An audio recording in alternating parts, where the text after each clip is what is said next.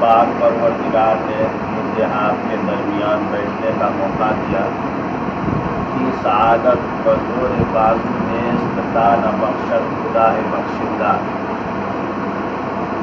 اللہ کا فضل ہے، اس کا کرم اور اس کا احسان ہے۔ آپ طالب علم ہونے کی حیثیت سے، بچہ ہونے کی حیثیت سے اپنی اہمیت کو آپ نہیں سمجھ رہے۔ اللہ کے نبی جناب محمد رسول اللہ صلی اللہ علیہ وسلم نے ارشاد فرمایا ہے، بعثت معلما، مجھے معلم بنا کر کے بھیجا گیا، اور جس حلقے کے اندر درس و تدریس ہو، جہاں چند لوگ اکٹھا ہو کر کے قرآن کو سیکھتے اور سکھاتے ہوں، دین کا مذاکرہ کرتے ہوں، مسئلے اور مسائل پر گفت و شنید کرتے ہوں، اس مجلس میں اللہ تبارک و تعالیٰ کی رحمتیں برستی ہیں، اور اس روئے زمین پر آپ اللہ پاک کی وہ عظیم ترین مخلوق ہیں، آپ اس روئے زمین پر اللہ تبارک و تعالیٰ کی وہ عظیم ترین مخلوق ہے کہ اللہ نے آپ کو 24 گھنٹہ کے میں سے اکثر حصہ قرآن پڑھنے اور پڑھانے میں لگایا۔ یاد رکھیے، اس دنیا کے اندر ہر شخص عزت بھری زندگی چاہتا ہے، ہر کوئی یہ چاہتا ہے کہ میری دنیا سنور جائے، لوگ مجھے سلام کرنے لگے، مجھے دیکھ کر کے لوگ عظمت کے ساتھ کھڑے ہو جائیں، احترام کی نگاہ سے لوگ میرے قریب ہوں۔ ہر کسی کی چاہت ہے۔ اس دنیا کے اندر عزت دو طریقے سے ملتی ہے، ایک مال کے ذریعے سے اور ایک نیک اعمال کے ذریعے سے۔ آپ سماج میں نگاہ اٹھا کر کے دیکھیں، جس شخص کو اللہ نے دولت سے نوازا ہے، وہ غلط بات بھی بولے تو لوگ اس کو سویکار کرتے ہیں، اس کو عظمت کی نگاہ سے دیکھتے ہیں، ہم سالوں۔ مال کے ذریعے سے اللہ تبارک و تعالیٰ نے اس کو عزت عطا فرمائی ہے، لیکن مال کے ذریعے سے جو عزت انسان کو ملا کرتی ہے وہ چند دنوں کے لیے ہوا کرتی ہے۔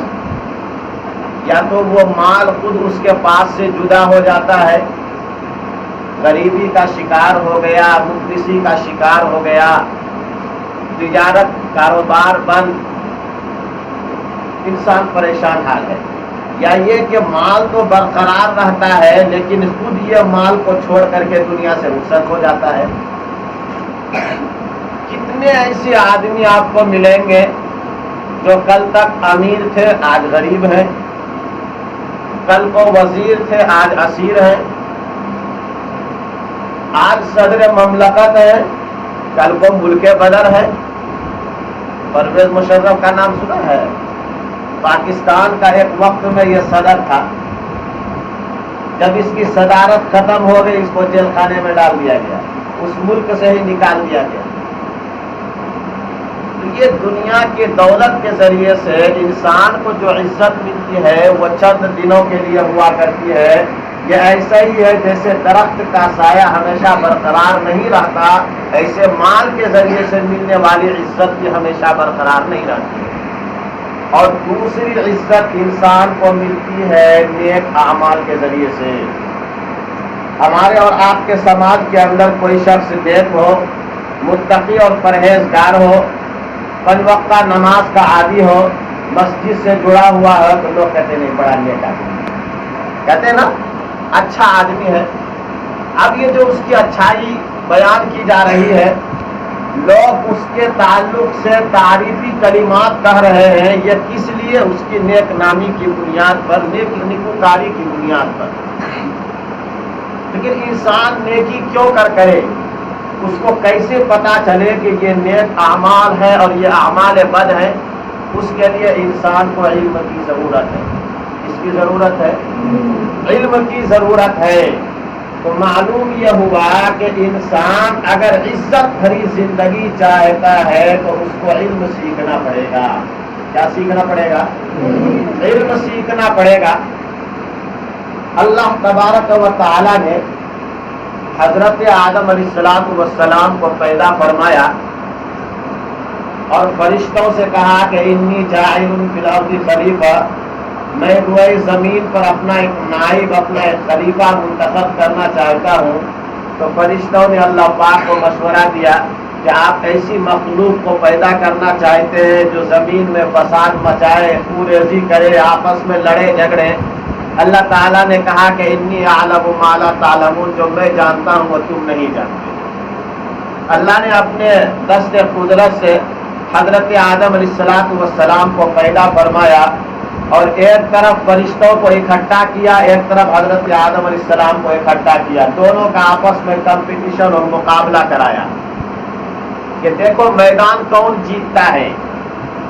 اللہ تبارک و تعالی قرآن میں ارشاد فرماتے ہیں وَعَلَّمَ آدَمَ الْأَسْمَاءَ كُلَّهَا، کہ ہم نے آدم علیہ السلام کو چند چیزوں کے نام یاد کرا دیے اور وہ نام فرشتوں کو نہیں معلوم.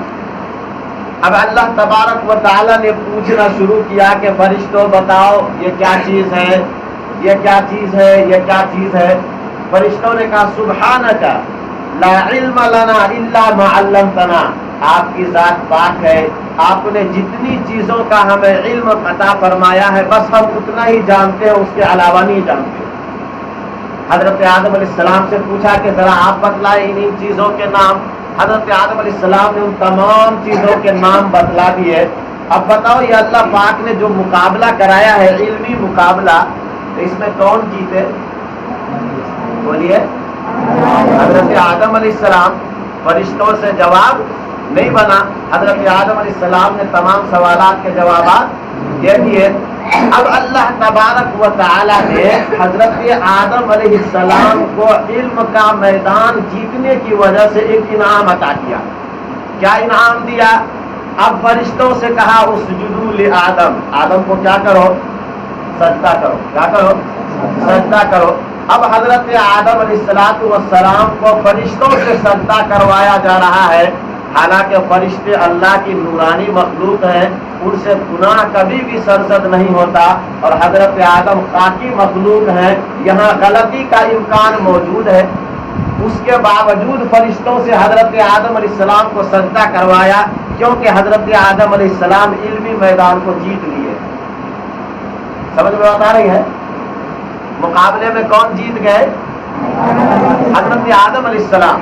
تو حضرت آدم علیہ السلام چونکہ علمی مقابلہ جیت گئے تو اللہ نے انعام یہ دیا کہ فرشتوں سے ان کو بولیے نا سجدہ کروایا.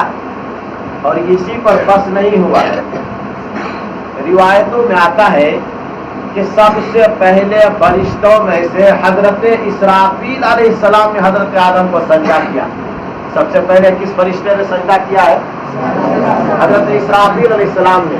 تو اللہ تبارک و تعالی نے حضرت اسرافیل کو بھی انعام سے نوازا. کیا انعام؟ آپ کو صبح پھر پوچھوں گا، یاد رکھنا. کیا انعام دیا حضرت اسرافیل کو؟ کہ ان کی پیشانی میں اللہ تبارک و تعالی نے مکمل قرآن کریم لکھوا دیا. ان کی پیشانی میں لکھوایا حضرت اسرافیل علیہ السلام کو. کیوں؟ اس لیے کہ سب سے پہلے انہوں نے حضرت آدم کو سجدہ کیا تھا. یاد ہو گئی اتنی بات؟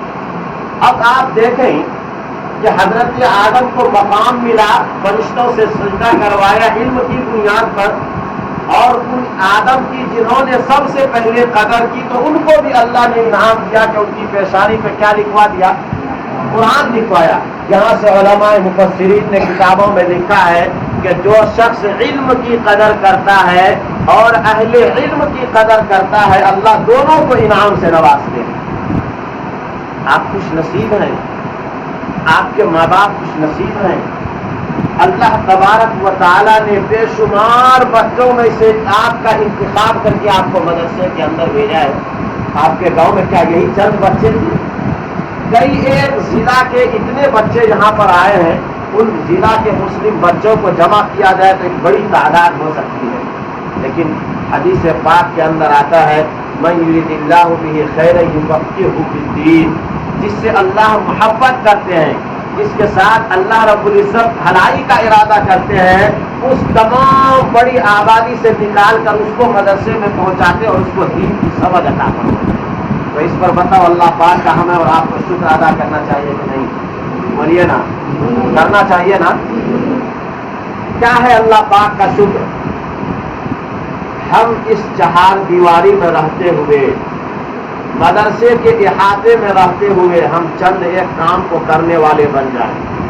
سب سے پہلا کام اپنی نیتوں کو درست کریں کہ اللہ آپ نے توفیق دی ہے، آپ کے توفیق کی وجہ سے ہم اس ادارے کے اندر آئے ہیں، اللہ ہمیں صحیح نیت کے ساتھ قرآن سیکھنے کی توفیق عطا کریں گے نا یہ نیت؟ بولیے انشاءاللہ۔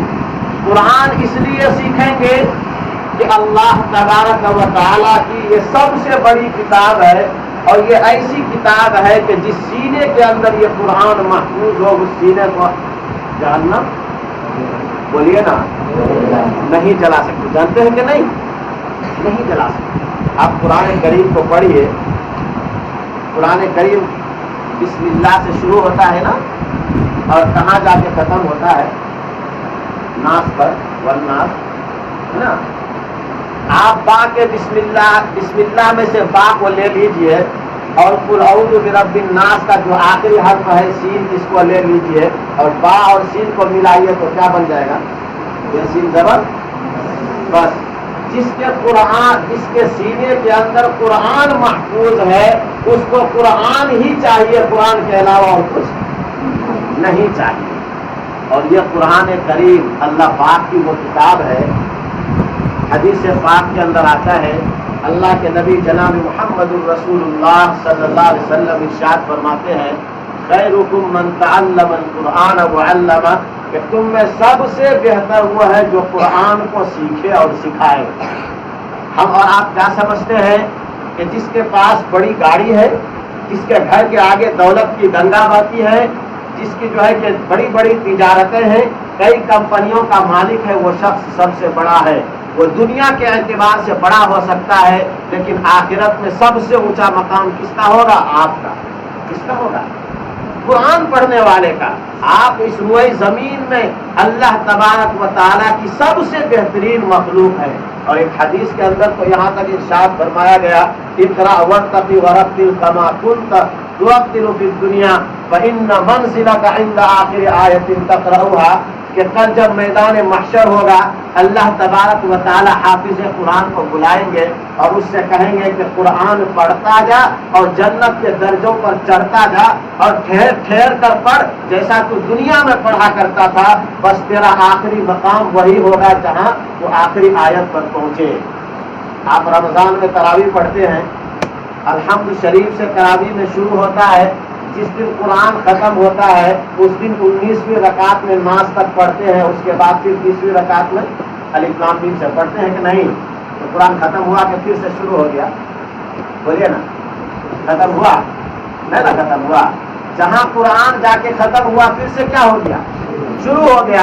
حضرت قاری طیب صاحب رحمۃ اللہ علیہ نے لکھا ہے کہ قرآن کبھی ختم نہیں ہوگا اور جنت میں اللہ تبارک و تعالیٰ کے درجے بھی ختم نہیں ہوں گے، ہمیشہ حافظ قرآن پڑھتا جائے گا اور جنت کے اندر درجہ پاتا جائے گا۔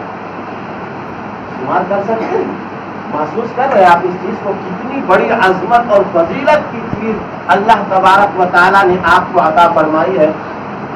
یہ قرآن ہمیں کیسے حاصل ہوگا؟ ہمیں اساتذہ کا احترام، مدرسے کے تمام چیزوں کی قدر، کسی چیز کو نقصان نہ پہنچانا ہمارا اور آپ کا فریضہ بنتا ہے۔ جتنی بڑی فضیلت اللہ نے قرآن میں اور حدیث پاک میں نبی پاک صلی اللہ علیہ وسلم نے قرآن اور حفظ قرآن کی بیان فرمائی ہے، ان تمام چیزوں کے پیش نظر ہم اور آپ ذرا اپنے گریبان میں جھانک کر کے دیکھیں کہ اخلاقی اعتبار سے ہم کمزور ہوں، ہماری زبان پر گالیاں ہوں، ہم ایک دوسرے ساتھی کے خلاف پروپیگنڈا کرتے ہوں، ایک دوسرے کو پریشان کرتے ہوں، ایک دوسرے کی چیز کو ہڑپ کر لیتے ہوں، تو بتاؤ اللہ پاک کی اتنی بڑی فضیلت ہمیں اور آپ کو حاصل ہو سکے؟ بولیے نا۔ نہیں ہو سکے گی. اس لیے میرے عزیزوں ہم خود بھی سلیقے کے ساتھ مدرسے کی چہار دیواری کے اندر رہیں گے, اساتذہ کرام کا ادب و احترام کریں گے. حدیث قرآن کریم کی ایک آیت ہے, یا ایھا الذین آمنوا لا ترفعوا اصواتکم فوق صوت النبی ولا تجهروا بالقول كجهر بعضكم لبعض ان تحبط اعمالكم وانتم لا تشعرون. صحابہ کرام رضوان اللہ علیہم اجمعین یہ شاگرد ہیں کس کے؟ نبی پاک صلی اللہ علیہ وسلم کے. اور نبی پاک صلی اللہ علیہ وسلم صحابہ کے استاد ہوئے. صحابہ کو تعلیم دی گئی کہ اپنے نبی اپنے استاد کے سامنے بلند آواز سے نہ بولو. اساتذہ کی موجودگی میں ہم چیخیں اور چلائیں, درسگاہ کے اندر بیٹھے ہوئے بآواز بلند بات کریں, یہ قرآن کے خلاف ہے, شریعت محمدی کے خلاف ہے. اس کا جب آپ احترام کریں گے, اساتذہ کو اپنا استاد سمجھیں گے اور ان کی قدر کریں گے, تو پھر اللہ تبارک و تعالی آپ کے اندر سینے کے میں علم منتقل کرے گا, جس علم کو قرآن اور حدیث میں نور کہا گیا ہے, روشنی کہا گیا ہے. اس لیے ہم اپنے عزیز بچوں سے گزارش کریں گے کہ آپ اساتذہ کرام کا احترام کیجیے, مدرسے کی ایک ایک چیز کی حفاظت کیجیے. مسجد کا مدرسے کا لوٹا ہو, مدرسے کا پنکھا ہو, مدرسے کا کمبل ہو, مدرسے کا کوئی بھی سامان ہو, ہم اس کو نقصان نہیں پہنچائیں گے. پہنچائیں گے؟ بولیے نا, انشاءاللہ نہیں پہنچائیں گے. اور چڑیا گھونسلے کے اندر بچہ دیتی ہے, انڈے سے جب بچے نکل آتے ہیں تو چڑیا جو ہے کہ دور دراز علاقے سے دانا چن کر کے لا کر کے بچے کے منہ میں ڈالتی ہے نا, دیکھا ہے جس طریقے سے ایک ایک دانہ دور دراز علاقے سے لا کر کے چڑیا اپنے بچے کے منہ میں ڈالتی ہے, ایسے اساتذہ کرام ایک ایک حروف آپ کو رٹا کر کے تب آپ کو قرآن کی تعلیم دیتی ہے. بہت آسان نہیں ہے, اتنی مشکلات سے گزر کر کے گھر بار کو چھوڑ کر کے اور آپ کو اپنا بچہ سمجھ کر کے 24 گھنٹہ آپ کو وقت دیتے ہوں, اور نہیں بلکہ ہر ایک کا ادب و احترام کریں گے اور اچھا سے مدرسے کے اندر زندگی گزاریں گے. ہم اللہ پاک سے دعا کرتے ہیں کہ اللہ تبارک و تعالی آپ سب کو علم نافع عطا فرمائے اور آپ کے اساتذہ کرام کو دین اور دنیا دونوں جہان کے اندر, دنیا کے اندر اور آخرت کے اندر بہترین بدل عطا فرمائے. وآخر دعوانا الحمدللہ رب العالمین.